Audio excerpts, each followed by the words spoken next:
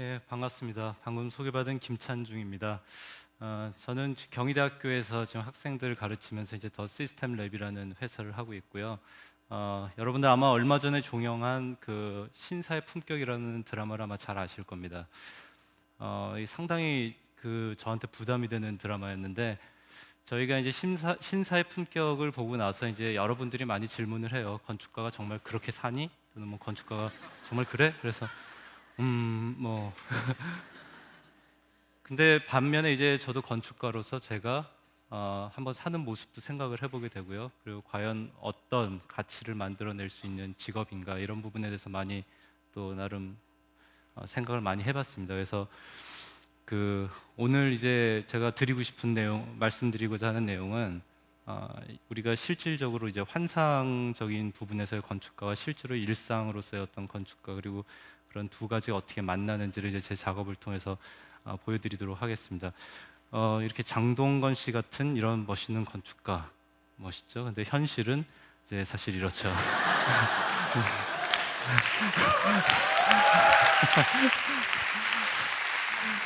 그것도 이게 좀 비교적 어릴 때 찍은 사진이라 좀 난데 저도 압니다. 저도 인간과 오징어의 차이 정도는 아니까 뭐 그걸로 장동건 씨와 경쟁하려는 건 아니고요. 건축가가 하는 일은 다 아시다시피 집을 설계하는 일이죠. 이제 집을 설계하는 일인데 우리 마음속에 누구나 집 그러면 이제 그릴 수 있는 이런 형상을 실질적으로 집으로 형상화하기도 합니다. 그래서 요거 이제 용인에 있는 작은 주택이에요. 그래서 이제 8천만 원을 가지고 지은 건데 이제 이런 작업을 하면서 이제 이거는 아주 익스트림하게 싼 거예요. 우리가 이거 가지고 자꾸 얘기하시면 안 되고 어쨌든 집을 그림 같은 집을 만들고 싶어하는 욕망이 다 있죠. 그래서 내부는 그래도 이게 2층이고 그리고 건축가는 보편적으로 그 워커홀릭이라고 그러는데 무지하게 일을 많이 합니다. 그래서 회사에서 일하던 거를 집에까지 들고 와서 모형을 막 만드는 이제 장동건 씨의 모습이 많이 묘사가 되고 이걸 본 이제 저희 집사람은 꼭 일 못하는 것들이 집에까지 일 가져온다고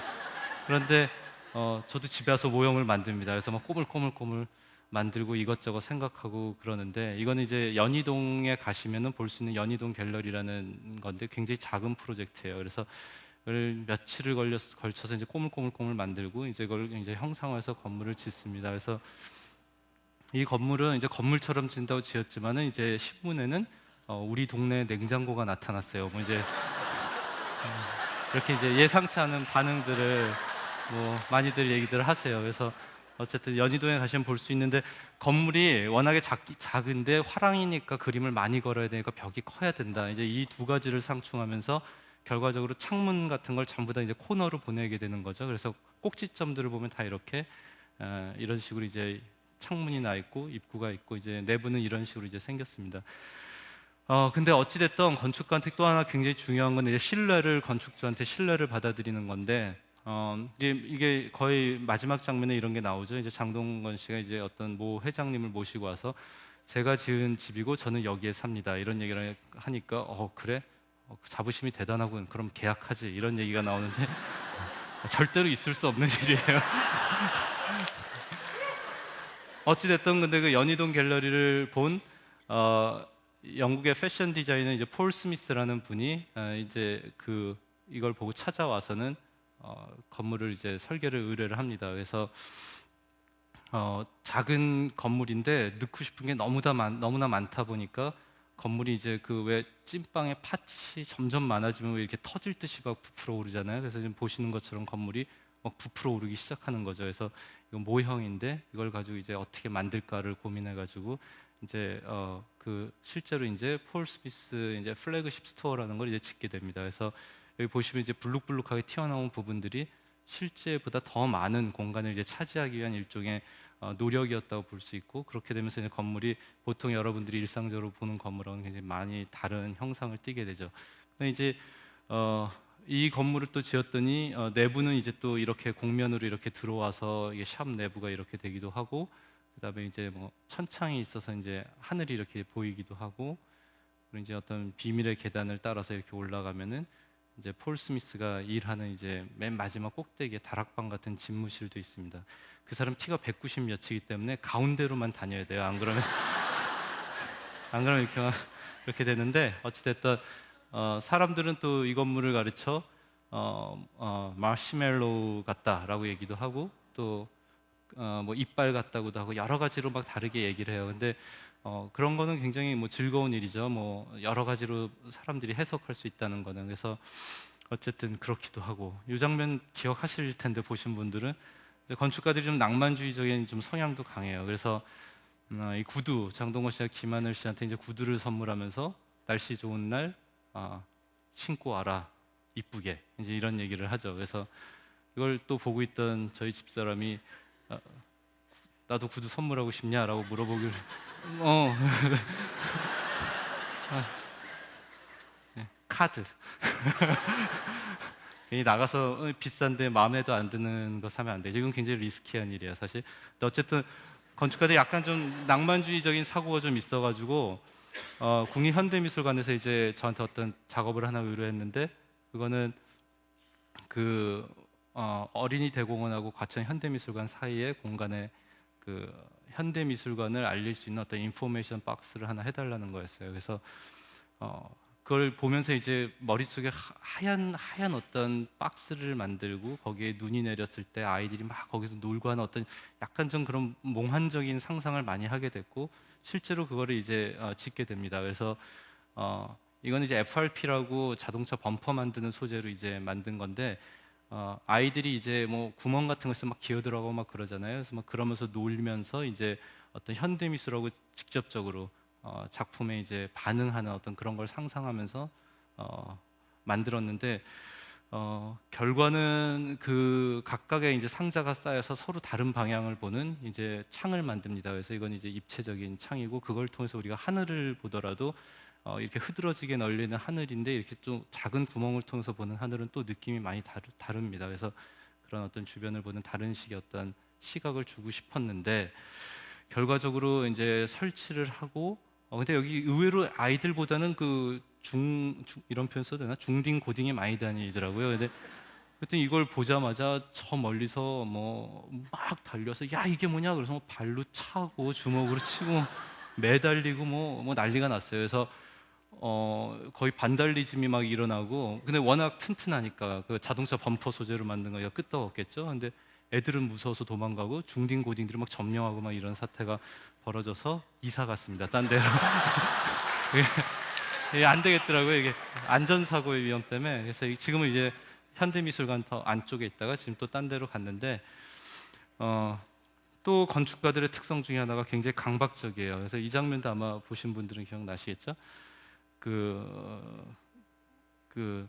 장동건 씨가 이제 그 여자친구분이 이제 다른 친구들하고 이제 클럽을 간다고 하니까 그거를 이제 급습을 하는 거죠. 그건 용납 못해 그러면서 이제 우르르르 이제 급습을 하는데, 굉장히 이제 그 강박적인 거죠. 좀 놀게 놔둬도 되는데 이제 강박적으로 가는 그 급습을 하는 이 건물이 이제 제가 설계한 이제 어떤 기업의 어떤 무슨 모 기업의 홍보관입니다. 그래서 여기서 촬영들 많이 하는데, 근데 이 회장님은 반드시 돌을 써라라는 거였고, 저는 여기는 너무 그 컨텍스트가 너무 딱딱하기 때문에 좀 부드러운 건물을 지어야 된다. 그러니까 돌로 지어라, 부드러운 건물로 한다라는 저의 의견이 이제 충돌되면서 돌로 부드럽게 지어라. 이제 뭐 이렇게 된 거죠.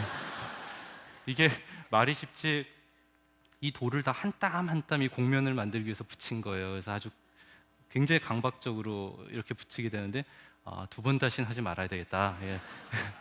그래서 이제 그렇게 해서 이제 지어지고, 그런 어떤 강박적인 성향도 보이다가, 건축가들의 특성 중에 하나는 절대 혼자 일하는 사람들이 아니죠. 다 같이 모여서 일합니다. 그래서 물론 건축가들 내부의 스태프들을 모아서 같이 회의를 하기도 하지만, 지금 보시는 건 이제 아마도 세계 최초의 플라스틱 건축물이라고 볼 수 있는데, 이것도 어떤 이제 레미안 갤러리라는 거예요. 그래서 이거는 플라스틱으로 건물을 전체적으로 만드는 건데, 이걸 만들기 위해서는 이제 건축 전문가들만 있어서는 안 되고 플라스틱 제품 전문가들, 이런 사람들하고 다 이제 코오퍼레이션 해가지고 이걸 만들어 갑니다. 그래서 조각보에서 아이디어를 얻어서 이제 플라스틱 조각들을 조각보 만들듯이 이제 구성을 해서 가는 거고, 공장에서 이거를 이제 찍어내는 방식을 선택해서 이제 공장 제작하는 걸 보시고 계신 거고, 이거를 이제 짓고 있는데 정말 도면대로 잘 짓고 있나 라는 거를 이제 감리 감독을 해야 되겠죠. 그래서 이제 건축가는 또한 감독관으로서의 역할도 굉장히 중요합니다. 김수로 씨가 거기서 좀 열연하셨는데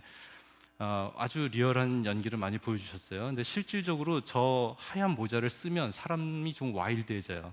왜냐하면 저게 잘 안 맞아요, 머리에. 그래서 아무리 이렇게 이게 룩이 좋아도 이게 안 들어가고 약간 짜증이 난 상태에서 실제로 현장을 가보면 또 도면하고 다른 게 많아요. 그러니까 이 고리도 꼭 해야 돼요. 이게 뚜껑이 막 날아가거든요. 그러니까 이제 김수로 씨가 그런 역할을 많이 해줬는데 결국 이제 도면대로 잘 지어지는가를 봤더니 뭐 그럭저럭 잘 지어지는 것 같고 그렇게 해서 이제 이런 외피가 완성이 되고 이거는 이제 폴리카보네이트라는 소재로 만든 겁니다. 그건 뭐냐면은 여러분들이 여행 다닐 때 밀고 다니시는 그 여행 가방 소재로 이제 그걸 변형해서 만든 거예요. 그래서 실내에서 보면 이런 분위기도 나고 밤에는 이제 조각보처럼 이렇게 패브릭으로 변하는 느낌도 이제 나고 그렇습니다.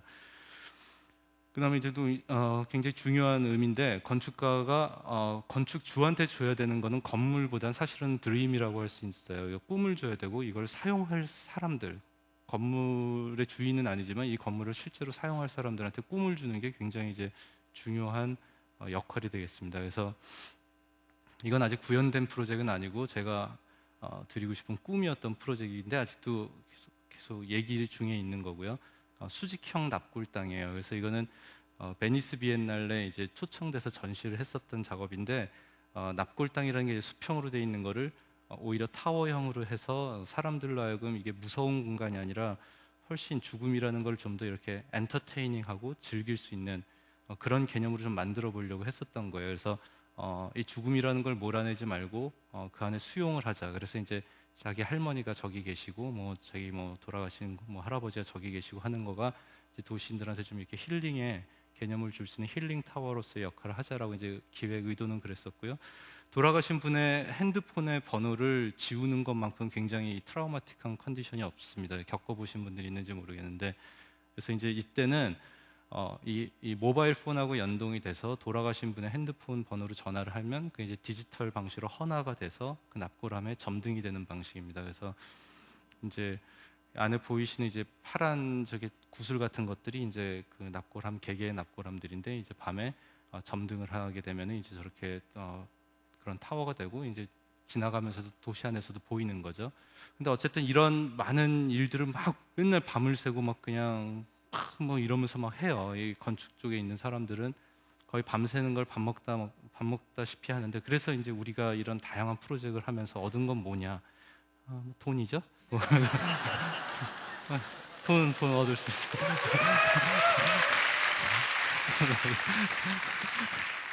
우리가 잃은 건 뭐냐? 잃은 게 뭔가를 생각해 봤더니 내 주변을 돌아보니까 그야말로 너무 과로에 그 코가 헐어버릴 정도의 과다 출혈을 내는 직원이 있는가 하면 거의 끝이 없는 이 고된 일의 멘붕 상태죠. 좌절. 좀 더 심한 경우는 정신 이상 같은 이런 증상을 보이기도 하고 또 저희 신입사원이었는데 누가 봐도 실장급 이상으로 보이는 소위 이제 조로 현상.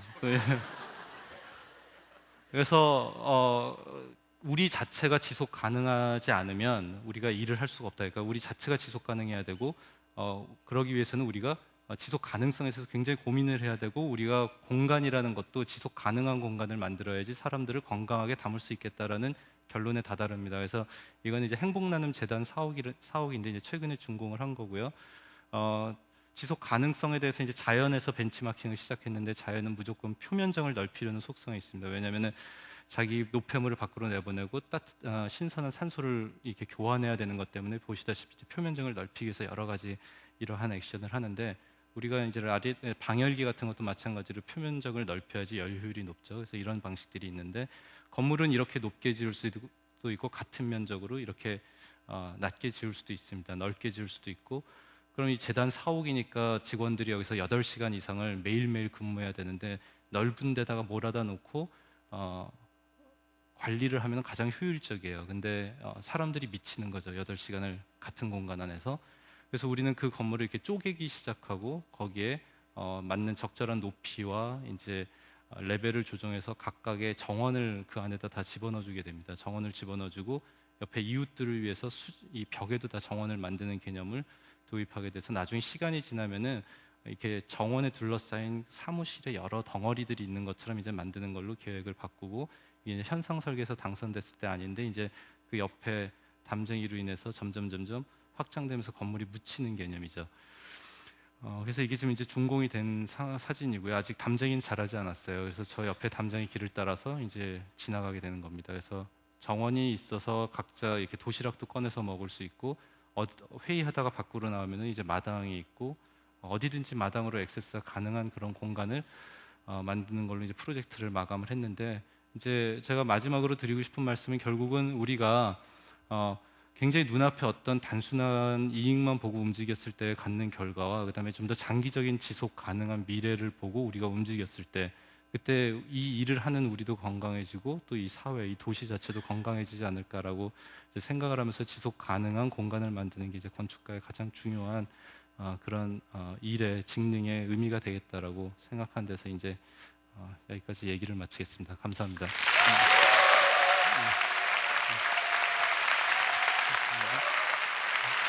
네.